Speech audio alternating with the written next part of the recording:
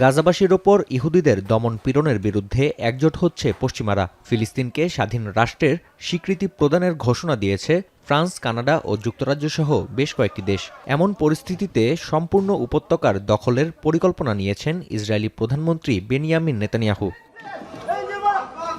Channel 12, Jerusalem Post ও Times of ইসরায়েলের দাবি, ইতোমধ্যে বিতর্কিত পরিকল্পনাটি পাশ করাতে মন্ত্রিসভার সদস্যদের সমর্থন চেয়েছেন নেতানিয়াহু। প্রস্তাবে উল্লেখ করা হয়, হামাস অধ্যুষিত অঞ্চলসহ পুরো উপত্যকা জুড়ে চালানো হবে সামরিক অভিযান।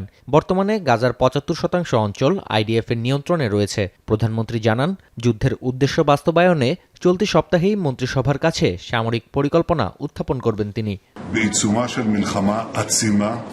שבה השגנו הישגים גדולים מאוד, היסטוריים, כי לא היינו מפוצלים.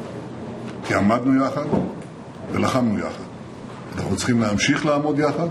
পরিকল্পনা এখনো বাস্তবায়ন না হলেও উপত্যকা জুড়ে আগ্রাসন চালাচ্ছে ইসরায়েল। সোমবার দিনভর হামলায় গাজায় প্রাণ হারিয়েছেন অর্ধশতাধিক ফিলিস্তিনি, যার মধ্যে অধিকাংশই ছিলেন ত্রাণ প্রত্যাশী।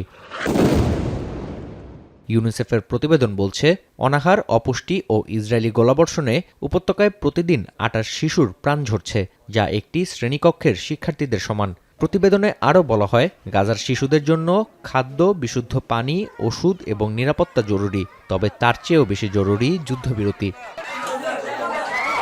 সোমবার বিমানের মাধ্যমে গাজায় ত্রাণ ফেলেছে জর্ডান, মিশর, কানাডা ও বেলজিয়াম সহ বেশ কয়েকটি দেশ।